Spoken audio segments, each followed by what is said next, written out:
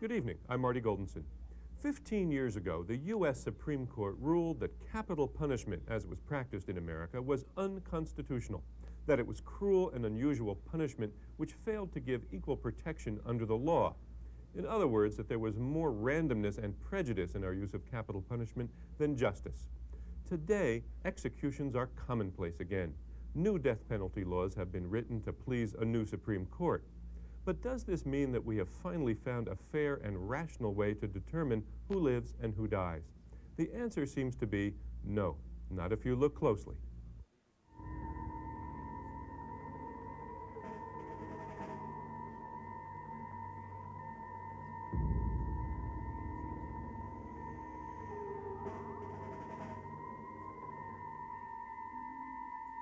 The death penalty. It's been with us since the beginning of civilization and has taken many forms: decapitation, burning, firing squad, hanging. In modern times, most Western countries have outlawed capital punishment, but in the U.S. it is gaining in popularity. More than 1,900 convicted murderers sit on death rows across America. Were we to execute one person on death row each day, it would take over 6 years to eliminate them all. In 1982, New Jersey became the 37th state to reinstate the death penalty. Tonight, an Irvington man is in jail charged with the brutal murder of a police officer.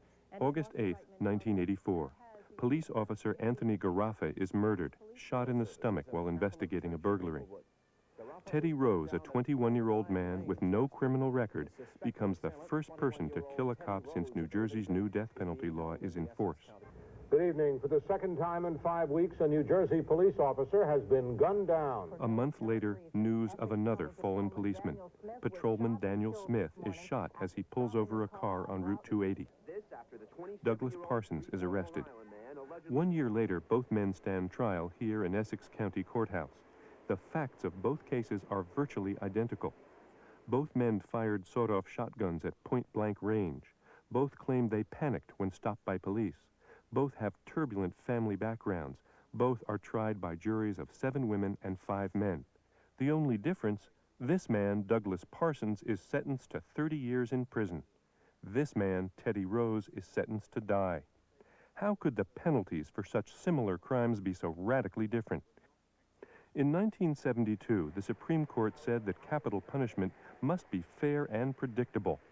Cases like this one raise serious questions about how the death penalty really works.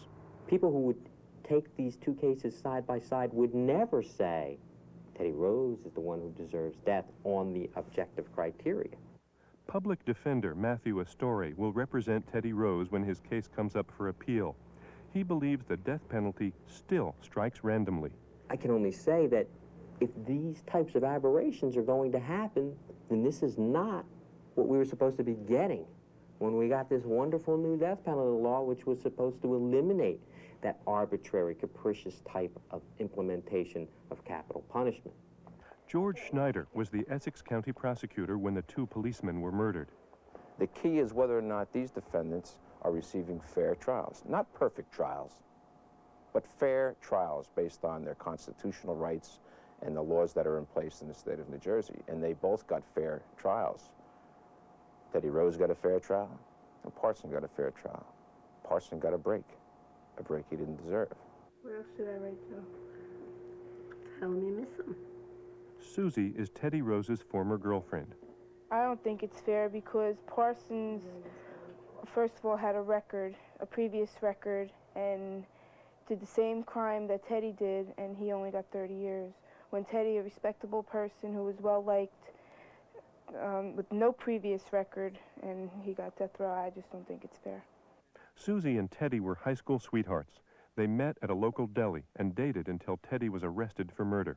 It was said about a year ago we would have been married if this didn't happen. It killed me emotionally, and I know it took a long time for me to get over this, and I know it hurts Ted to see me go through this and all, but what can I do?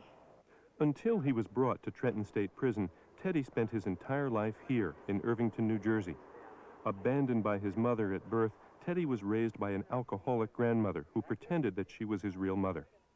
Teddy didn't learn the truth until he was a teenager. Just a few months before the crime, Teddy tried to contact his real mother, but she rejected him. During the trial, Teddy's lawyers tried to show that this bitter experience was connected to his decision to buy a gun. Jim Maynard was Tony Garoffa's partner on the Irvington police force. He doesn't care why Teddy bought a gun. I guess Tony was the brother that I never had. I don't think two people could be closer friends than we were. After Tony's death, Jim quit the police force. I guess a little bit of me died with Tony. I just didn't have any flair for police work anymore. Like Teddy Rose, Anthony Garoffa grew up in Irvington. After graduating from high school, Garoffa joined the Navy, then the Irvington police force. In 1974, he married Patty. They had a little girl. It was very hard on Patty, Tony's death. In fact, she's still not the same. She couldn't even bring herself to do this interview. Teddy Rose and all other criminals who take a policeman's life, I feel, should be given the death sentence. Right now, the Rose case is being appealed. But if the New Jersey courts ultimately find that Rose deserves to die, he will be executed here at Trenton State Prison. This is the corridor where the condemned person will be brought after having been sedated approximately an hour before the appointed hour of execution. Once in the execution area, the subject, of course, is securely affixed to this gurney. From this computerized box, the three lethal substances have been preloaded into these holding vials. Gary Hilton oversees death row and helped design this execution chamber. There are presently 26 men and 1 woman on death row. The executioners, of course, are on the other side of this wall and are observing the condemned via a closed-circuit TV connection into their area. So far, Gary Hilton's execution chamber has gone unused. All cases in New Jersey presently are on appeal. We are prepared, as a department, to follow the direction of the courts. It's certainly not an assignment that anyone approaches with any glee, but it is our mission, it is our responsibility under law, and we are and will be prepared to do it in a civilized and dignified fashion. No matter how you describe it, the reality of the death penalty is death. Support for the death penalty in this country is higher than it's ever been. Today, 76% of the American public believe in the death penalty. Across the country, more than 1,900 people are condemned to die. Different states use different methods. Some still use the electric chair. Others rely on the gas chamber. Lethal injection is the newest, most sanitized way to kill people. Since 1977, only 84 executions have been carried out in the U.S. Sentencing someone to death is one thing, but when it comes to carrying out that sentence, to killing, the courts have become increasingly cautious. The death penalty does not allow for mistakes. One of the most dramatic death penalty trials in American history was the Lindbergh kidnapping case. America watched with chilled fascination as he confronted the killer of his infant son. It took place 51 years ago in this courthouse in Flemington, New Jersey. Lindbergh was a national hero, the Lone Eagle, the first man to fly the Atlantic. In the winter of 1932, his 2-year-old son was mysteriously murdered. Richard Hauptmann, a German immigrant, stood accused. A criminal attorney who specializes in the death penalty has unearthed important evidence that brings Hauptmann's guilt into question.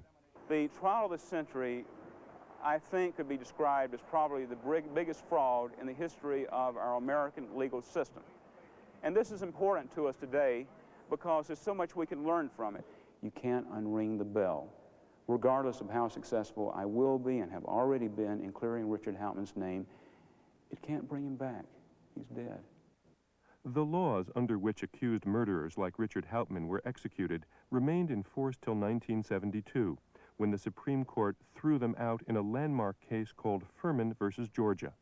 The court called the nation's capital punishment system arbitrary and capricious. Getting the death penalty was as unpredictable as getting struck by lightning. Since then, most states, including New Jersey, have rewritten their laws. What they have crafted is a two-phase trial for capital punishment cases. The Teddy Rose trial provides a perfect example for understanding how it works. The first phase is where the jury determines innocence or guilt. Teddy Rose confessed to shooting Anthony Garaffa here, just a few yards from his home. So in the first phase of his trial, the jury found him guilty. In the second phase, the jury must decide whether the facts of the case merit the death penalty. The prosecutor presents aggravating factors. George Schneider's argument went something like this. The fact is that Teddy Rose carried this loaded shotgun around with him. He had practiced with it on several occasions before. He had pointed it at other people. Evidence to this effect came out during the course of the trial. He, on the night in question, had it with him while he was trying to commit a burglary. Right? He had it in his hand. And when the cop asked him, "What do you have there?" Teddy Rose said, "It's a rocket." Reaching down, coming up with it, he said, "And this," and pointed it at Garaffa, right up to his chest, pulled the trigger, and blew Garaffa into the street. The defense presents mitigating factors, anything that might convince the jury to spare Teddy Rose's life. Teddy Rose was a young man who did that one thing that he wished to God he had never done, that he wished he could take back. When he turned himself in, he was constantly asking, "How's the officer? I'm so sorry. How is the officer?" Teddy Rose is not a hardened criminal with a horrible past record in and out of prison system. Our legislature says, and our Supreme Court says, that in New Jersey, the death penalty is reserved for those few people who commit the most heinous, most deserving crimes. Those few people who should be eliminated because their crimes are so despicable and their background or their prior record or whatever is so bad that they should get death. That's not Teddy Rose. If the jury finds that the aggravating factors presented by the state outweigh the mitigating factors presented by the defense, and if they unanimously agree, all 12 jurors must unanimously agree beyond a reasonable doubt that the aggravating factors outweigh mitigating, the death penalty takes effect automatically. The judge has no discretion. That's the law. This juror held up deliberations for hours because initially she had grave doubts about the death penalty. I don't know, I was very nervous and upset behind that case. As a matter of fact, even after it was over, I broke down and cried because that's how upset I was. But all the evidence and everything was pointed so directly at the assailants, so I didn't have any other choice. I'll feel real bad on the day that they gave Teddy Rose the injection because I'll feel as if I'm the one who pulled the trigger or my decision is the one who caused this. In the case of Teddy Rose, the jury decided that the aggravating factors outweighed the mitigating factors and sentenced him to death.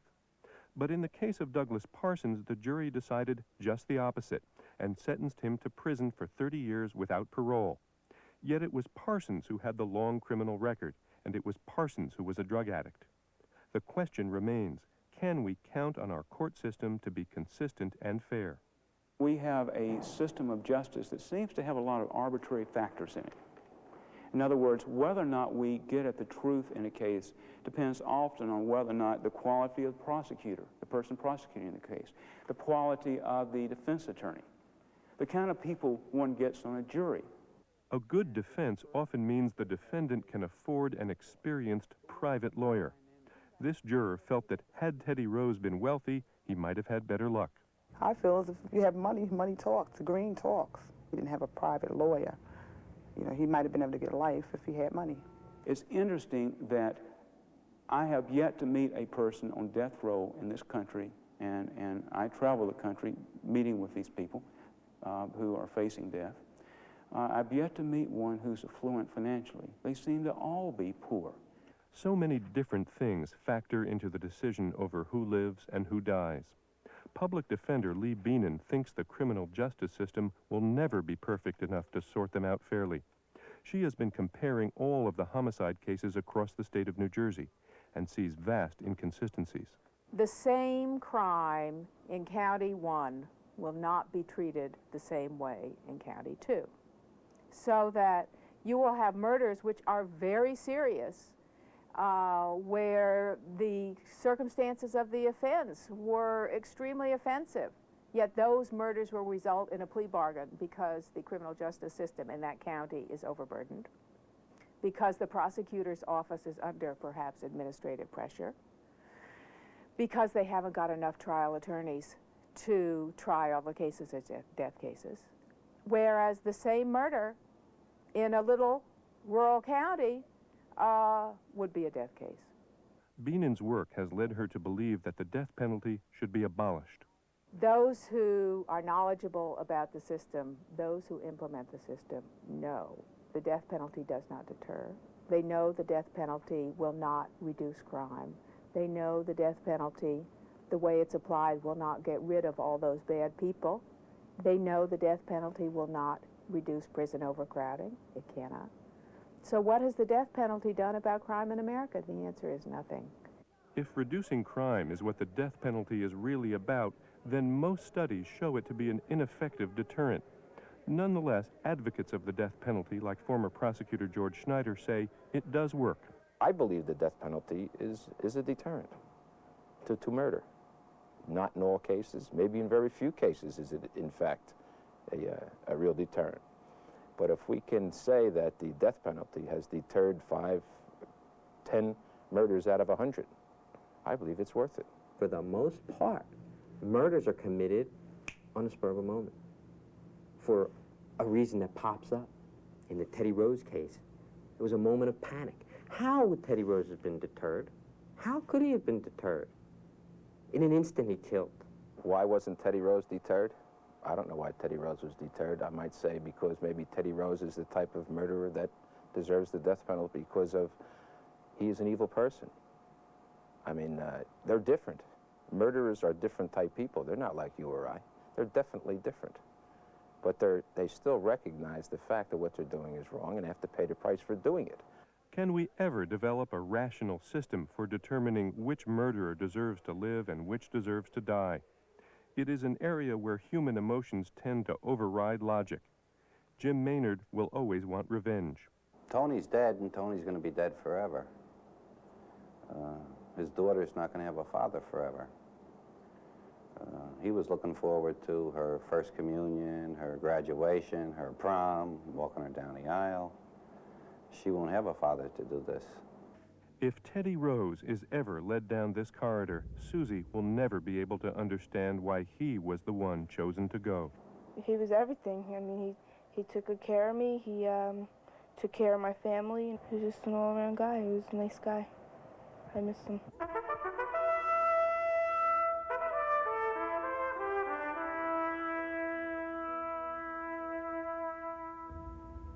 Do you know what the U.S. and Turkey have in common? They are the only two countries in the entire NATO alliance that still execute people.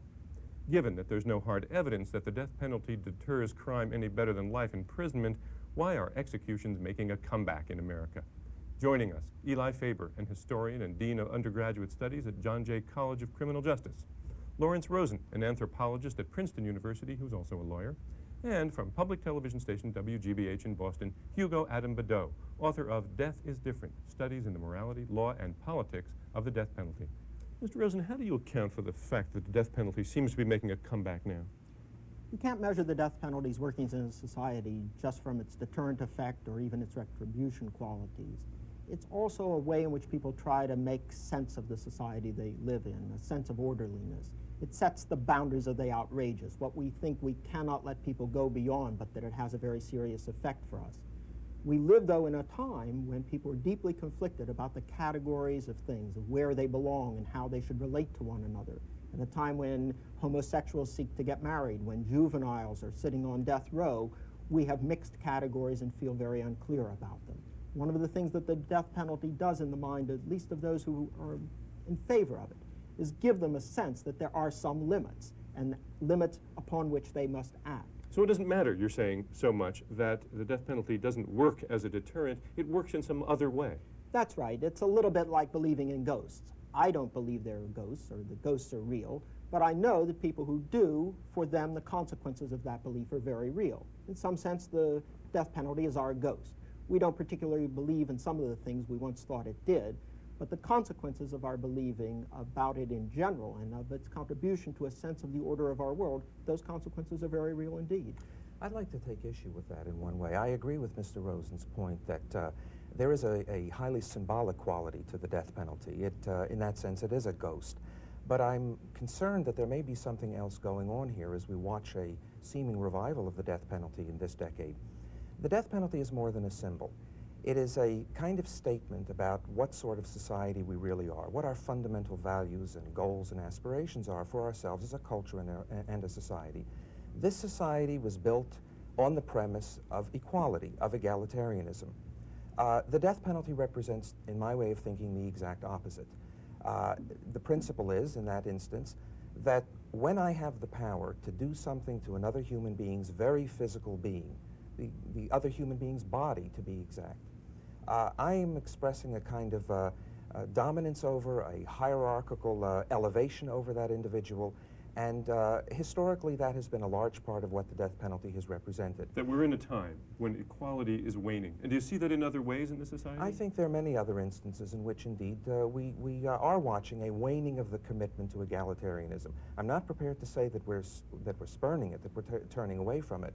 But when you look, for example, at the inability of the Equal Rights Amendment, which by its very name connotates a commitment to equality, when you look at its inability to get those last few votes to become a part of the Constitution, something is happening to our commitment to egalitarianism. I'm not sure that our commitment to egalitarianism has been so widely shared as Eli's remarks might suggest, but there's certainly a lot of evidence in society that that commitment throughout the 200 years since the Constitution has been uneven, pusillanimous, inconsistent, 2 steps forward, 1 step backward. I think the practice of egalitarianism has a long and checkered history, so I'm not too surprised. Mr. Rosen, do you think that there really is a new grassroots support for the death penalty, or is it being marketed by politicians as a quick fix?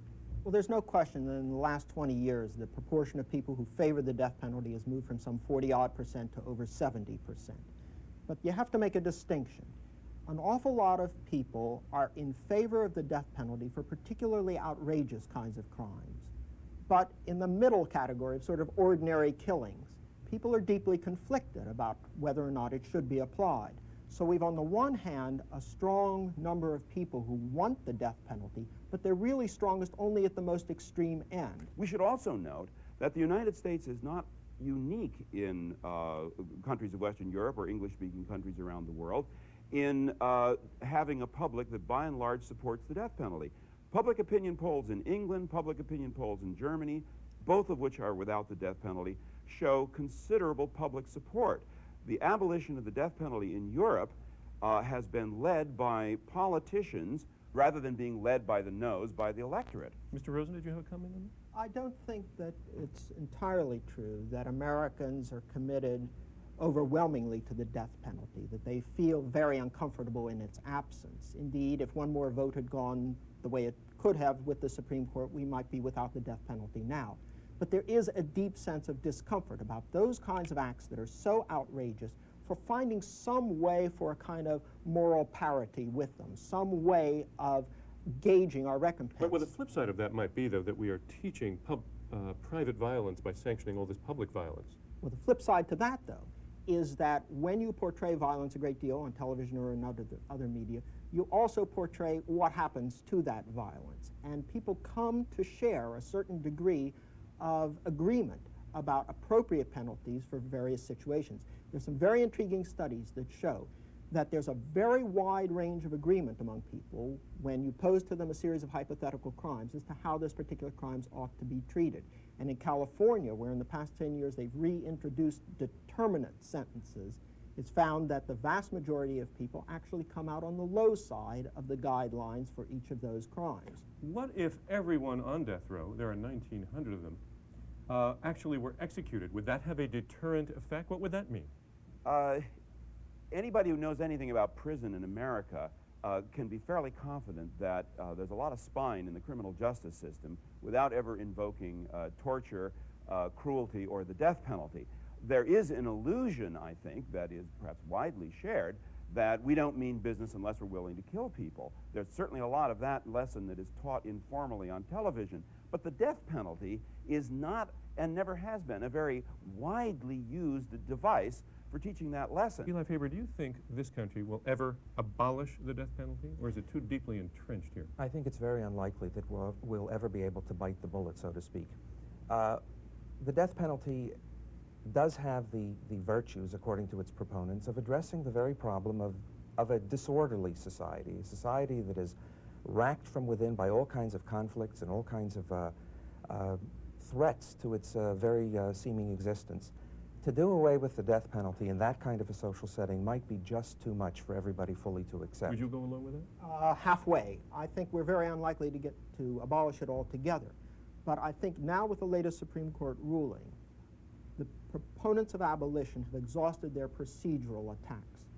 And the question will now have to be squarely faced of whether or not the death penalty in and of itself is an acceptable thing for us to do. And it's the minority there who suggest where things might go, and although they lost in the decision. They're suggesting that it be limited, as many states are now, to more egregious, outrageous sorts of situations. Not, as I say, just a sort of ordinary killing, but somebody who kills multiply, outrageously, with torture. It may be that because Americans agree quite strongly with one another at those extremes, politicians will be able to find that they can support the death penalty, but in a slightly more limited way, and a number of the sort of more ordinary sorts of murders may in fact fall out of the equation. But that's an optimistic view. Mr. Rosen, we're going to have to leave it there. Thanks very much for coming. You too, Eli Faber, and Mr. Bedau.